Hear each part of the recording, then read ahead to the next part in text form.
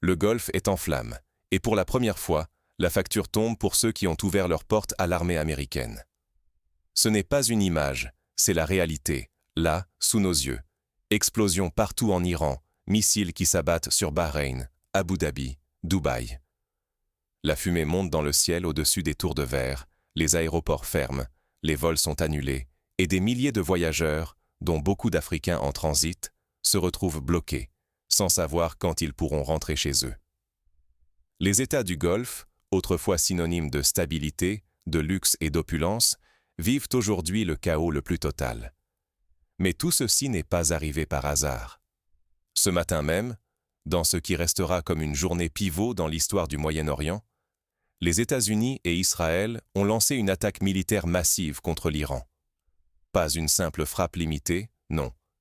Des cibles militaires et nucléaires visées en plein cœur du pays, à Téhéran, près du complexe du guide suprême iranien, l'ayatollah Khamenei. Le but ? Rien de moins qu'un changement de régime. Washington et Tel Aviv espèrent faire tomber le pouvoir iranien, peu importe le prix. La riposte iranienne ne s'est pas fait attendre. Des missiles et drones ont frappé non seulement des cibles israéliennes, mais aussi toutes les bases américaines dans la région. Le siège de la 5e flotte américaine à Bahreïn a été touché. La plus grande base américaine au Qatar a été visée.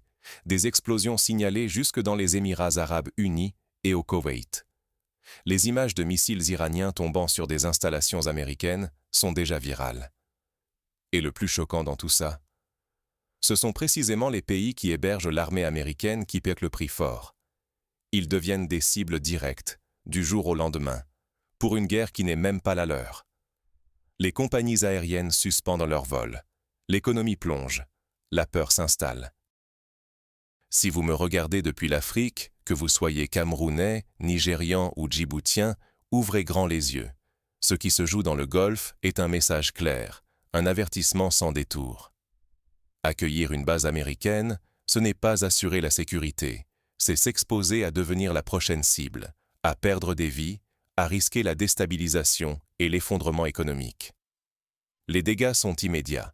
Pertes humaines, chaos diplomatique, effondrement du tourisme et des affaires, et surtout une souveraineté nationale piétinée. Ignorer cette leçon du Golfe, c'est accepter que, demain, son propre pays puisse être pris dans la prochaine tempête déclenchée à Washington ou Tel Aviv. Aucune promesse de protection ne résiste à la réalité des missiles qui frappent à votre porte parce que vous avez hébergé des bases étrangères. Mais comment en est-on arrivé là ? Pour comprendre pourquoi la situation dans le Golfe est un avertissement direct pour l'Afrique, revenons sur la séquence des événements récents et décortiquons ensemble ce qui s'est vraiment passé. Ce n'est pas la première fois que la région devient un champ de bataille à cause de bases étrangères.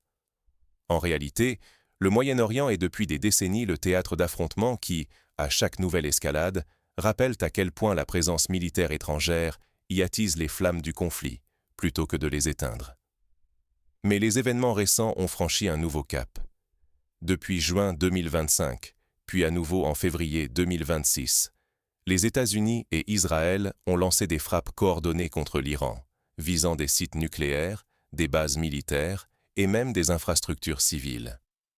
Le bilan humain est déjà effroyable, des milliers de morts, dont 60 enfants tués lors de l'attaque d'une école dans la région de Chiraz. Un cessez-le-feu précaire a été négocié, mais la pression militaire et diplomatique sur l'Iran ne s'est jamais relâchée. Ce qui est frappant, c'est que l'Iran n'a pas déclenché ces hostilités. Bien au contraire. Les faits sont têtus. En juin, c'est Israël qui a tiré le premier. Puis, à peine quelques mois plus tard, Israël et les États-Unis ont frappé à nouveau, sabotant les négociations nucléaires alors en cours à Genève. Le ministre des Affaires étrangères d'Oman, qui jouait les médiateurs, l'a dit publiquement. Les pourparlers étaient proches d'aboutir. L'Iran avait accepté de limiter ses stocks nucléaires, mais ses espoirs ont été anéantis par les frappes. Face à ces attaques, l'Iran a riposté, mais d'une façon inédite, en élargissant la zone de conflit bien au-delà de ses frontières. Les missiles et drones iraniens n'ont pas seulement visé Israël, mais toutes les infrastructures militaires américaines du Golfe, Qatar, Bahreïn, Koweït, Émirats arabes unis. Même le quartier général de la 5e flotte de l'US Navy à Bahreïn a été touché, forçant l'évacuation de milliers de personnes. Les images de missiles frappant ces bases sont devenues virales sur les réseaux sociaux. Un avertissement clair. Toute base américaine dans la région devient une cible dès que Washington choisit la confrontation. Dans cet embrasement, un seul pays a été épargné, Oman. Grâce à son rôle de médiateur, ses efforts de neutralité et d'apaisement ont permis de maintenir une certaine stabilité à ses frontières. Tous les autres, en revanche, ont payé le prix fort. Les compagnies aériennes ont suspendu leurs vols. Les populations civiles vivent dans la peur. Les infrastructures économiques sont paralysées. L'Agence européenne de sécurité aérienne a même déclaré toute la région zone de conflit et demandé l'arrêt du trafic commercial. La réaction internationale, elle, oscille entre condamnation, inquiétude et neutralité prudente. La Russie a dénoncé, sans détour, des frappes illégales et renforcé son alliance stratégique avec l'Iran. La Chine s'est opposée publiquement à toute attaque contre l'Iran, rappelant que la stabilité du Moyen-Orient est cruciale pour la paix mondiale. Elle apporte un soutien en renseignement à Téhéran en utilisant ses navires et satellites pour surveiller les mouvements américains. L'Afrique du Sud, elle, s'est élevée contre l'escalade militaire, appelant Washington et Téhéran à revenir au dialogue. Mais du côté africain, le silence de nombreux pays hébergeant des bases américaines est assourdissant. Ni condamnation, ni soutien affiché. Une posture qui en dit long sur la difficulté, pour ces États, de s'exprimer quand leur propre souveraineté est en jeu. Cette neutralité contrainte expose un dilemme terrible. Rester muet, c'est accepter de devenir l'otage de conflits extérieurs, de voir sa sécurité nationale fragilisée, son économie prise en otage, sa diplomatie paralysée. Ignorer ce contexte, c'est risquer de répéter les mêmes erreurs.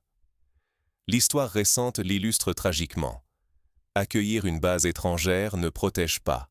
Cela transforme chaque pays hôte en cible dès que les grandes puissances décident d'en découdre. Les populations en paient le prix fort, souvent pour des guerres qui ne sont pas les leurs. Mais au-delà du contexte géopolitique, il faut comprendre comment la présence de bases américaines transforme chaque pays hôte en cible potentielle. Les balles et les missiles tombent rarement sur Washington. Elles visent d'abord ceux qui hébergent l'armée américaine. Regardez ce qui se passe aujourd'hui au Moyen-Orient.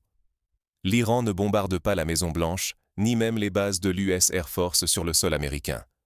Non, Téhéran cible les bases américaines et alliées disséminées au Moyen-Orient, celles qui sont installées au cœur de pays tiers, souvent avec l'accord de gouvernements locaux sous pression ou alléchés par des promesses de sécurité. Or, la réalité est implacable. À chaque fois que les États-Unis s'engagent dans un conflit, ce sont d'abord les pays hôtes de leur base qui paient le prix fort. Dès la première salve, pertes humaines, évacuations en urgence, paralysie du trafic aérien et du commerce, chaos économique, les populations locales se retrouvent piégées dans une guerre qui n'est pas la leur. Prenons l'exemple frappant de la base américaine de Mandabay, au Kenya. En janvier 2020, elle a été attaquée par le groupe Al-Shabaab. Bilan, 3 Américains tués et des installations cruciales détruites. Le Kenya, qui venait d'être désigné allié majeur hors OTAN, s'est soudain retrouvé sur la carte des cibles prioritaires. Non pas parce que Nairobi avait déclaré la guerre à qui que ce soit, mais simplement parce qu'une base US y était installée. Ce scénario n'est pas isolé. La plus grande base américaine sur le continent africain se trouve à Djibouti. Plus de 4000 militaires américains y opèrent, en plein corridor stratégique entre l'Afrique et le Moyen-Orient. Les avions, les drones, les troupes spéciales y circulent en permanence. La moindre escalade régionale, et Djibouti devient un point de pression, un pion exposé sur l'échiquier international.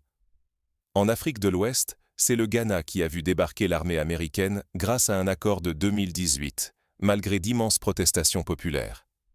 Cet accord donne aux militaires US un accès illimité aux principales infrastructures du pays, notamment l'aéroport international d'Accra. Les vols militaires américains y atterrissent chaque semaine, transportant matériel, troupes et équipements pour des opérations qui, bien souvent, concernent davantage les intérêts stratégiques de Washington que ceux des Ghanéens. Et il y a le Nigeria, sous pression directe des États-Unis. Un rapport officiel américain l'a récemment confirmé. Washington pousse Abuja à accepter une présence militaire US permanente, avec la promesse, ou le chantage, d'un soutien sécuritaire accru. Mais à quel prix? Car dès que l'Amérique entre en guerre avec une puissance, toutes ses bases à l'étranger deviennent les premières cibles. Au total, ce sont 29 bases américaines, réparties sur 15 pays africains. Chacune d'elles est une cible potentielle, un aimant à représailles si un conflit éclate ailleurs dans le monde. Ce n'est pas de la spéculation, c'est ce que les images du Moyen-Orient nous montrent en temps réel.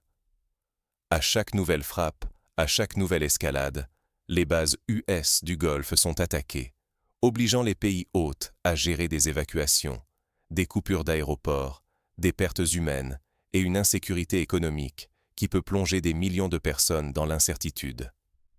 Et pourtant, les populations locales, au Kenya, au Ghana, à Djibouti, ont souvent exprimé leur refus de servir d'avant-poste aux grandes puissances.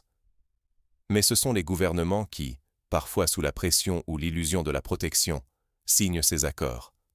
Résultat, la souveraineté nationale est compromise, la sécurité des populations sacrifiée et l'avenir politique du pays suspendu aux décisions prises à Washington. En acceptant une base américaine, un pays n'achète pas la paix. Il devient l'otage de la politique étrangère des États-Unis et s'expose à des risques existentiels que personne n'avait imaginés au départ. C'est ce miroir du présent, reflété dans la guerre contre l'Iran, qui devrait alerter toute l'Afrique et le Sud global. Mais alors, pourquoi tant de pays acceptent-ils ce marché faustien, au risque de sacrifier leur stabilité et leur souveraineté? Choisir entre deux périls, c'est parfois choisir sa propre perte. C'est exactement le dilemme qui se joue aujourd'hui dans le Golfe et qui menace de se répéter en Afrique. Regardons les faits. Les monarchies du Golfe, face à la montée de l'influence iranienne, ont choisi de s'abriter sous le parapluie militaire américain. Leur raisonnement? Mieux vaut risquer la colère de l'Iran que de faire face à une insurrection interne menée par les communautés chiites de leur propre population. Mais ce calcul les place en première ligne dès que Washington décide d'ouvrir un nouveau front. Prenons le cas de Bahreïn ou du Qatar. Ce n'est pas parce que l'Iran a un problème spécifique avec ces pays qu'il les vise. Non, ils sont ciblés uniquement parce qu'ils hébergent les plus grandes bases américaines de la région. Leurs dirigeants ont pensé acheter la sécurité en s'alliant à la première puissance mondiale. Mais en réalité, ils se sont exposés à devenir des cibles de choix dès que les bombes commencent à tomber. Le message est sans équivoque. En accueillant des bases américaines, on hérite de tous les ennemis de l'Amérique.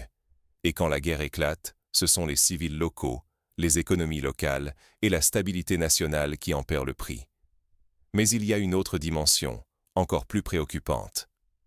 La semaine dernière, l'ambassadeur américain en Israël a publiquement affirmé qu'il serait très bien si Israël contrôlait tout le Moyen-Orient. Il faisait référence à la vision du Grand Israël, un projet d'expansion territoriale qui s'étendrait de la Méditerranée à l'Euphrate, englobant des pans entiers de la Jordanie, de la Syrie, de l'Irak, du Liban, de l'Arabie saoudite et de l'Égypte. Cette déclaration n'est pas anodine.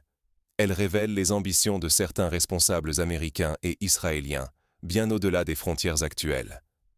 Et pourtant, paradoxalement, ce sont justement ces pays du Golfe, qui seraient les premières victimes d'un tel projet expansionniste, qui aident aujourd'hui les États-Unis et Israël à frapper l'Iran.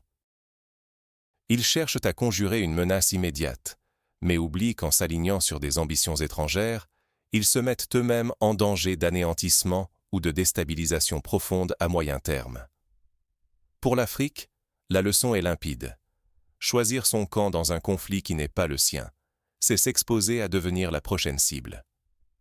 À accueillir une base américaine, on ne gagne pas une assurance vie, on achète un ticket pour la prochaine crise. Regardez le Burkina Faso, qui explore la coopération militaire avec l'Iran, alors même que cette alliance le rend potentiellement vulnérable à des représailles américaines ou à une pression régionale accrue. Un mauvais calcul géopolitique ne mène pas simplement à des tensions diplomatiques. Il peut coûter la souveraineté, la stabilité, des vies humaines et parfois conduire à la destruction pure et simple d'un pays. Voilà le véritable enjeu pour les nations du Sud global. Refuser de servir de terrain de jeu pour les grandes puissances qui cherchent à régler leurs comptes par procuration. Alors, face à cette réalité brutale, l'Afrique doit-elle se préparer à subir le même sort que le Golfe? Ou existe-t-il une alternative? Si l'armée américaine n'arrive même pas à protéger ses alliés les plus puissants et les plus riches, qui viendra défendre l'Afrique en cas de crise? Cette question n'est pas théorique. C'est une réalité à laquelle chaque dirigeant africain doit réfléchir. Quand un pays accepte d'accueillir une base militaire américaine, il n'achète pas la sécurité. Il hérite tous les ennemis des États-Unis, sans exception. Et le jour où un conflit éclate, comme on le voit aujourd'hui avec l'Iran, ces pays deviennent immédiatement des cibles légitimes, sans avoir commis le moindre acte. C'est la logique implacable de la guerre par procuration. Le problème, c'est que l'Afrique n'a ni la défense intégrée, ni la technologie de pointe, ni même la capacité industrielle pour se protéger face à une superpuissance déterminée. Quand on voit que l'Iran, sous sanction depuis des décennies mais avec une vraie industrie de défense, parvient malgré tout à prendre des coups, imaginez la vulnérabilité de pays africains qui n'ont ni satellites, ni missiles, ni même de système d'alerte coordonné.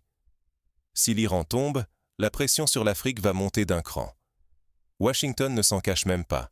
Les ressources stratégiques du continent, uranium, or, cobalt, lithium, sont déjà dans le viseur officiel des États-Unis. Et face à ça, quelle parade? La seule option, c'est renforcer la souveraineté et diversifier les alliances. Refuser de devenir la plateforme de déploiement d'une puissance étrangère, c'est un choix vital, pas idéologique. Regardez le Burkina Faso. Alors que l'Occident se retire, Ouagadougou s'engage dans une coopération militaire alternative, notamment avec l'Iran.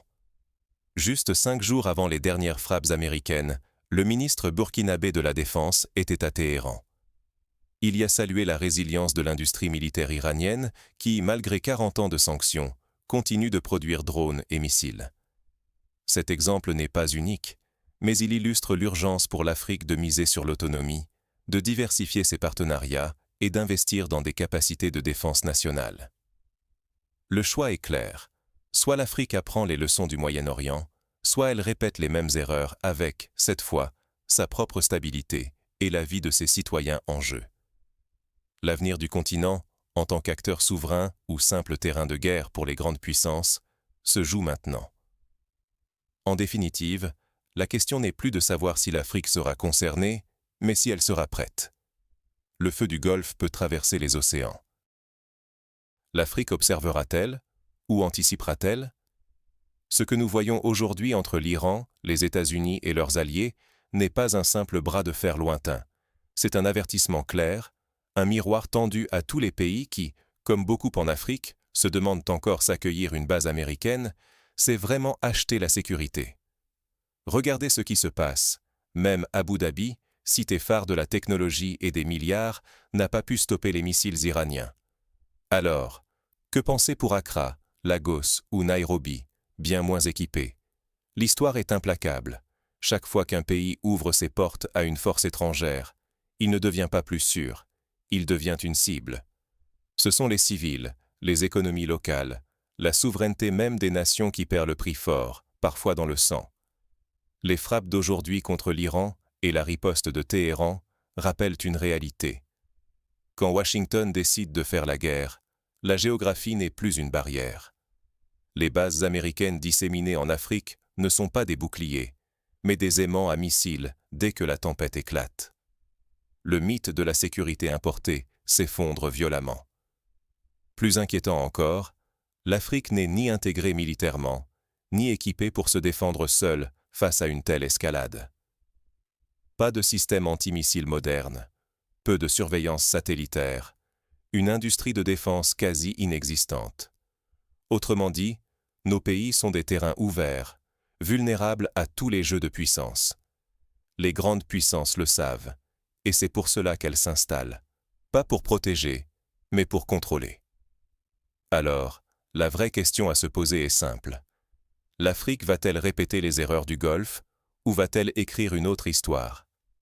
Ne pas agir, c'est laisser l'histoire se répéter au prix du sang africain.